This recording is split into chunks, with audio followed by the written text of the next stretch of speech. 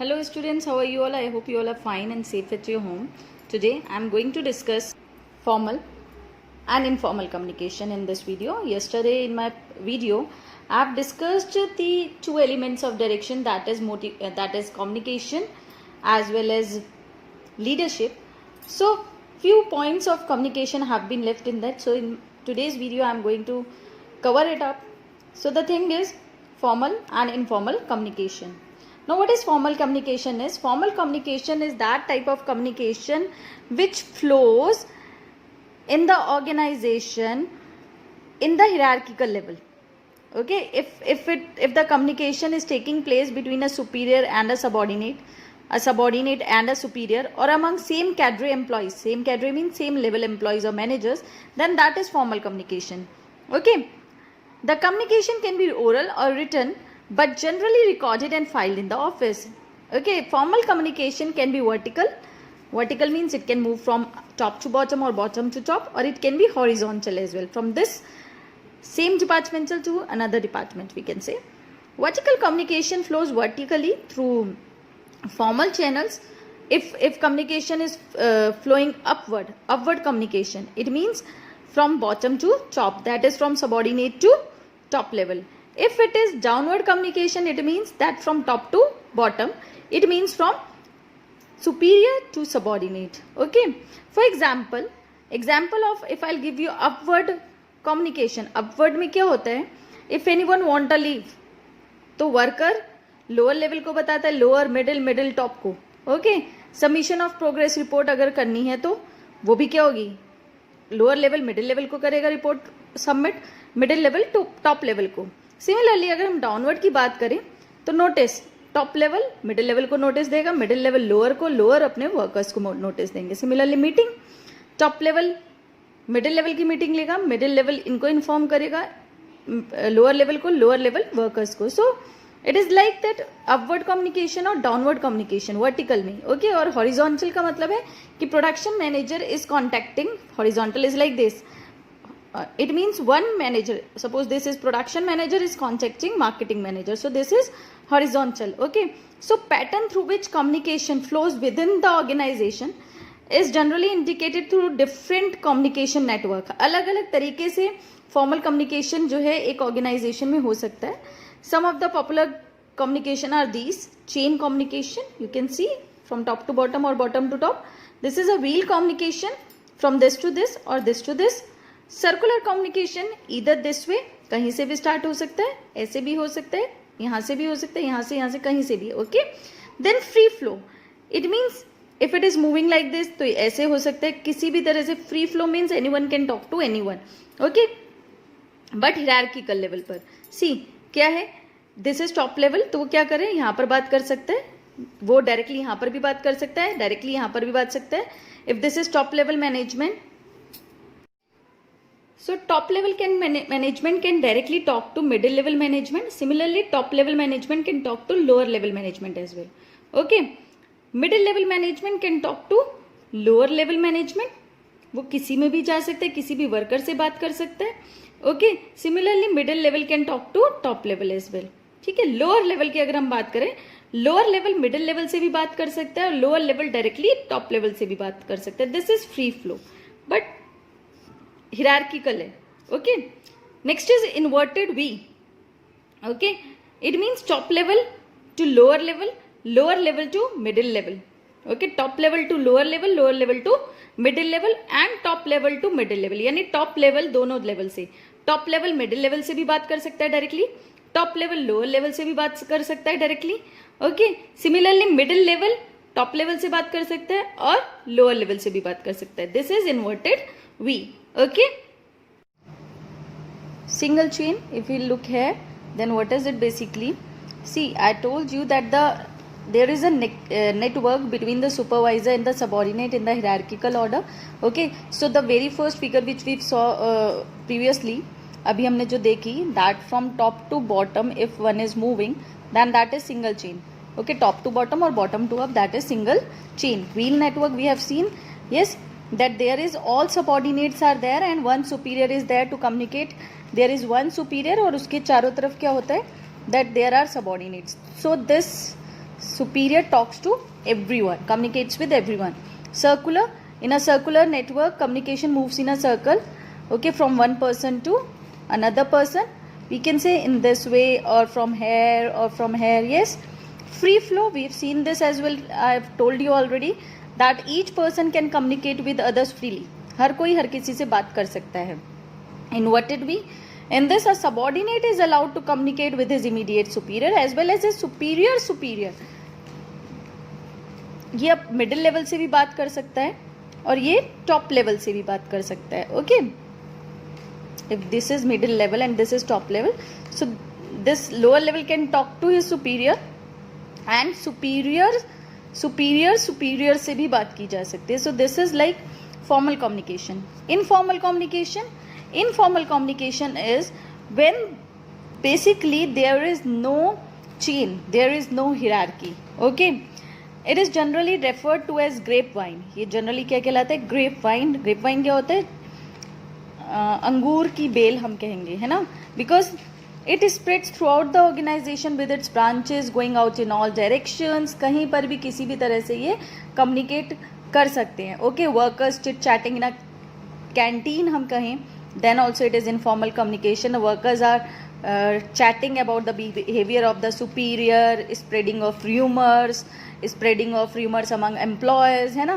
तो ये सब बातें क्या है? These all are examples of informal communication. Okay, informal communication we'll talk about. They spread rapidly, सबसे तेज फैलते हैं, स्प्रेड होते हैं और सम टाइम डिस्टॉर्ट भी हो जाते हैं. मीन्स बात कुछ और होती है और वो बात बोलते बोलते कुछ और ही बन जाती है. जनरली ऐसा ही होता है हम लोगों के में भी आपस में, है ना. People behaviour is affected by rumours and informal discussion होने लग जाते हैं इधर उधर, है ना. और कई बार तो ऐसा होता है कि वर्क एनवायरनमेंट भी कहीं ना कहीं बहुत ज़्यादा हीटअप हो जाता है. उसने मेरे बारे में ऐसा कैसे बोल दिया, और आपस में कोऑर्डिनेशन जो है कहीं ना कहीं, या कॉपरेशन है कहीं ना कहीं प्रॉब्लम क्रिएट करने लग जाता है ना. And sometimes it also happens that miss information is transmitted. बात कुछ थी और बात कुछ और बनकर पहुंची. But an intelligent manager make use of positive aspects of informal communication and try to minimize the negative aspect of this channel communication. Okay, so let's study about this. See here, it's given single strand network, yes, gossip network, probability network, everyone can talk to anyone, cluster network, आपस में बात करें, group में बात कर रहे हैं. Okay, single strand network में each person communicates to the other in sequence.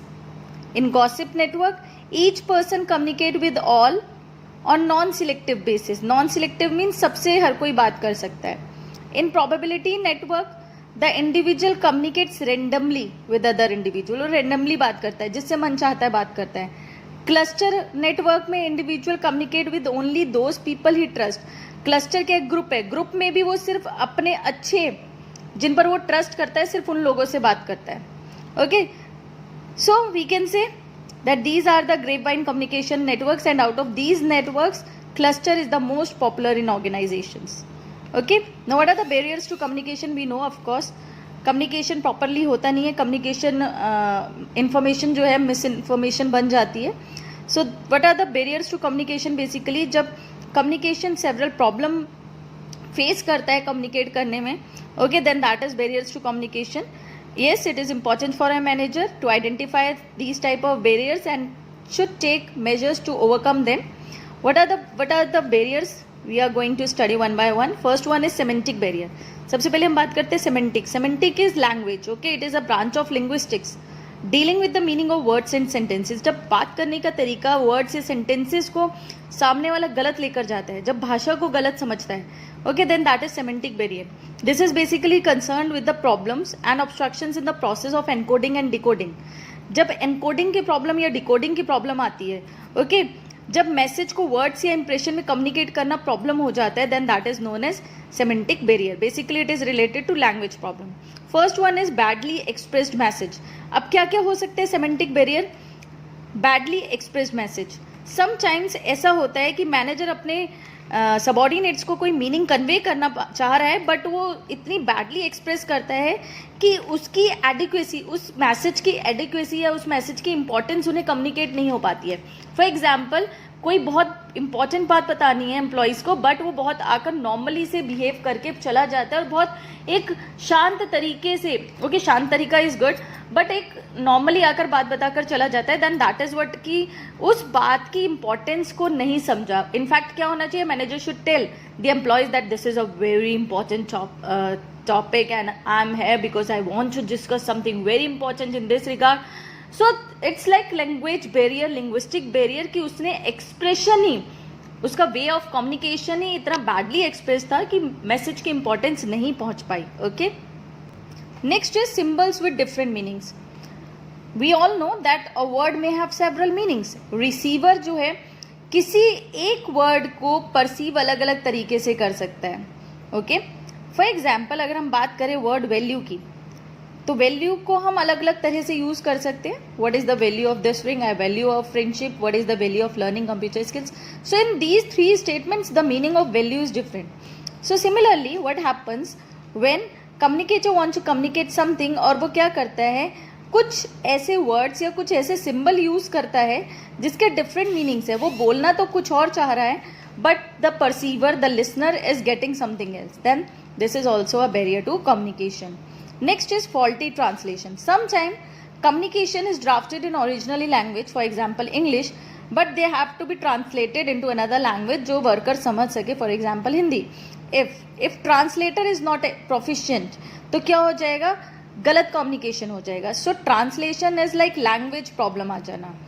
Unclarified assumption. कई बार कम्युनिकेशन कैसे होते हैं, they are subject to some assumptions, they are subject to different interpretation. For example, a boss may instruct his subordinates take care of her guest. उसने बोला take care of her guest.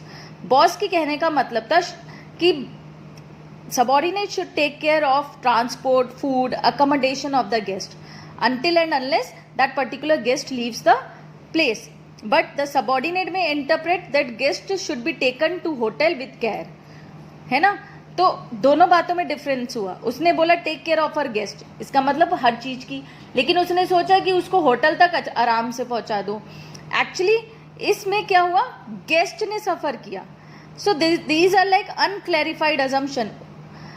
Subordinate ने assume करा कि सिर्फ hotel तक पहुंचाने की जिम्मेदारी है, और सब सुपीरियर का कहना था हर चीज का ध्यान रखना. So there is unclarified assumption. Next is technical jargon. Jargon means language or words. Technical jargon, business words we can say, और technical words we can say. Generally specialist जो है technical words use करते हैं. अगर आज मैं बोलूँ legal tender word use करूँ, multiplier word use करूँ, so you'll not know until and unless you are specialized in that particular field, है ना. so अगर technical jargon use करता है superior subordinate के साथ, तो subordinates हो सकता है उसे ना समझ पाए. Next is body language and gesture decoding. Each and every movement of the manager communicate some meaning. Yes, of course, if a leader is there, if a good manager is there, तो उसकी body language बहुत अच्छी होनी चाहिए, because body language also communicates, gestures also communicates. Yes, so if there is no match between what is said by the superior and what is expressed by body movement, तो communication may be wrongly perceived. दोनों में balance होना जरूरी है. जो वो बोल रहा है उस बात को बोलने की अहमियत उसकी body language के थ्रू शो होनी चाहिए. Okay, so these are some of the semantic barriers. Next barriers are psychological barriers. Psychological means emotional factors. For example, a worried person cannot communicate properly and an angry receiver cannot understand the real meaning of message. Okay, so in this case जब emotionally barrier आता है, emotionally psychological problem होती है, तो सुनने वाला भी और बोलने वाला भी हो सकता है उस मैसेज की इंपॉर्टेंस को कम्युनिकेट ना कर पाए. Okay, so some of the psychological barriers are, first one is premature evaluation. premature का मतलब है पहले ही evaluate करना. कई बार क्या होता है, मैसेज को पहले ही evaluate कर लिया जाता है सेंडर अपने कंप्लीट कर रहे मैसेज को इससे पहले. फॉर एग्जाम्पल, सुपीरियर ने मैसेज बोलना स्टार्ट किया, अभी उसने सिर्फ थोड़ी सी बात की थी और वर्कर्स ने क्या करा, उसे पहले ही evaluate कर लिया, प्री कंसीव कर लिया. ओके, अपना पहले से ही प्रेजुडिस बना लिया against the communication. Next is lack of attention. Yes, this is also a psychological barrier. अगर रिसीवर की अटेंशन नहीं है, जैसे मोस्टली स्टूडेंट्स की क्लास में नहीं होती है, तो whatever the superior want to explain, वो उसको एक्सप्लेन नहीं कर पाएगा because there is lack of attention. Loss by transmission and poor retention. When communication passes through various levels, okay, top middle lower level से जब पास होकर जाता है तो ट्रांसमिशन के थ्रू वो मैसेज कहीं ना कहीं लॉस हो जाते हैं या फिर इंफॉर्मेशन इनएक्यूरेट हो जाती है. Then that is also psychological barrier. Distrust. Yes, communicator और कम्युनिकेटी के बीच में डिस्ट्रस्ट है, दोनों आपस में बिलीव नहीं करते और इसलिए दोनों एक दूसरे की बात को समझना ही नहीं चाहते हैं. Then that is also psychological barrier. Next are organizational barriers. These are basically related to organizational structure, authority, relationship, rules and regulation, and sometimes they also act as barriers to effective communication. Now some of the organizational barriers are, first one is organizational policy. If organizational policy is explicit or implicit, it means it is not supportive to free flow of communication. अगर organisation की policy है कि वहाँ पर free flow of communication नहीं हो सकता है, तो इट मीन्स वहाँ पर इफेक्टिवनेस ऑफ कम्युनिकेशन कहीं ना कहीं हैम्पर हो जाएगी. ओके, फॉर एग्जाम्पल अगर सेंट्रलाइज्ड पैटर्न है तो हो सकता है सभी को अलाउ ना हो वहाँ पर फ्री फ्लो ऑफ कम्युनिकेशन करने का, तो हर कोई अपनी बात रख ही नहीं पाएगा. तो this is also a barrier. Rules and regulation, rigid rules if there is in the organization, that it can become a hurdle in communication. Status, of course, status of superior. It also may create a psychological distance between him and his subordinate.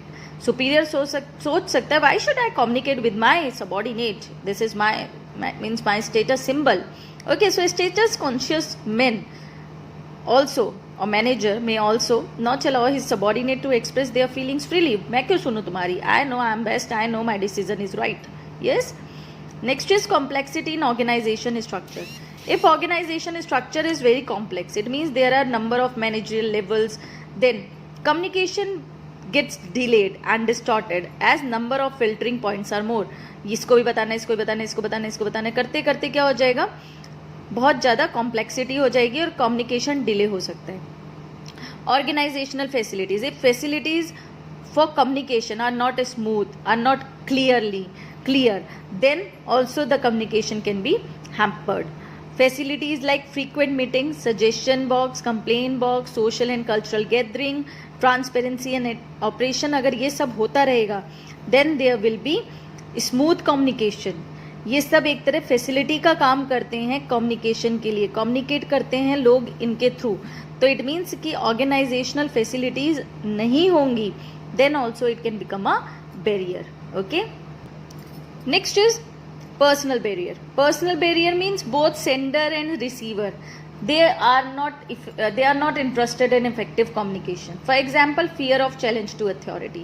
अगर superior को लगता है कि अगर मैं particular communication करूंगा तो इससे मेरी अथॉरिटी एडवर्सली अफेक्ट हो जाएगी. फिर से वही बात आ जाती है स्टेटस की. Lack of confidence of superior on his subordinates. Superior अपने सबॉर्डिनेट पर विश्वास ही नहीं करता है और उनकी एडवाइस और ओपिनियन लेना ही पसंद नहीं करता है. Unwillingness to communicate. Sometimes subordinates भी अपने सुपीरियर से बात नहीं करना चाहते हैं. ओके, उन्हें लगता है अगर ऐसा वो करेंगे तो मे भी उनके ओपिनियन को सुना जाएगा या नहीं सुना जाएगा. Lack of proper incentives. If there is no motivation or incentive for communication, subordinates भी communicate नहीं करते. For example, अगर उन्हें कोई reward या appreciation नहीं मिलेगा good suggestion के लिए, so they'll not be interested in giving suggestion. Yes, so this is also like personal barrier. So these are some of the barriers of communication. I hope you understood this. Next is how communication can be improved. कैसे communication की effectiveness को improve किया जा सकता है. Of course, barriers को कुछ degree तक रिमूव करके कम्युनिकेशन की इफेक्टिवनेस को इम्प्रूव किया जा सकता है. The first measure is clarify the ideas before communication. Communication से पहले ही, प्रॉब्लम को कम्युनिकेट करने से पहले ही सबॉर्डिनेट को बताने देना चाहिए कि what the superior is going to tell. Okay, entire problem should be studied by the manager properly, should be analysed and stated properly so that it can easily be communicated to the subordinates. Okay, next is communicate according to the needs of receiver. Managers should communicate, should know that what are the needs of receiver and accordingly should communicate the ideas to the subordinate. Subordinate के बारे में, उसके needs के बारे में manager should know, और उस according अगर वो कम्युनिकेट करेगा तो वो कम्युनिकेशन इफेक्टिव हो जाएगा. Consult others before communicating. Before actually communicating the idea with the subordinates, it is better to involve others in developing a plan for communication. Participation and involvement of subordinates may help to gain ready acceptance and willing cooperation of subordinates. It means कि if subordinates will be added in the communication, their suggestions would be taken, so we can say that yes, there would be like effectiveness, there would be improvement in the effectiveness of the communication. Be aware of languages, tone and content of message. Yes, whosoever is communicating, the manager should be aware of languages. Language ऐसी होनी चाहिए जो सामने वाले को समझ आए. Tone should not be harsh. Content of message जो है वो to the point हो, clear हो. Okay, listener को stimulate करे, listener को motivate करे that what the message is being given. Okay. Next is convey things of help and value to listeners. While conveying the message to the listener, वही बात बतानी चाहिए जो कि सामने वाले के इंटरेस्ट की है, जो सामने वाले की नीड है.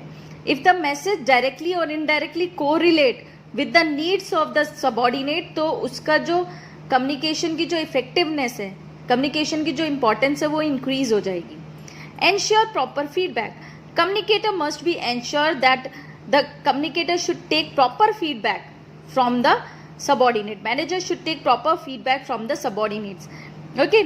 Next is communicate for present as well as future. Generally communication जो है वो existing commitments को maintain करने के लिए किया जाता है, और future goals जो है organization के, उनको लेकर भी किया जाता है. तो communication should be regarding, उसमें आज और कल दोनों बातें यूज होनी चाहिए. आज और कल, present और future को लेकर communication होना चाहिए. Follow-up communication. There should be regular follow-up and review on the instructions given to subordinates. Of course, whatever is communicated to the subordinate, उसको regularly follow और review करते रहना चाहिए. Be a good listener. Communicator or manager should also be a good listener. Should be attentive. Okay. Should listen and solve half of the problems. Okay. Manager should also give indications their interest in listening to their subordinates. ऐसा feel आना चाहिए subordinate को, manager is listening to us. उनकी बातों में interest show करना चाहिए, so that next time जब मैनेजर भी कुछ कम्युनिकेट करे, then they also show the interest. So this chapter is finish. I hope you understood this. Thank you students. Have a nice day.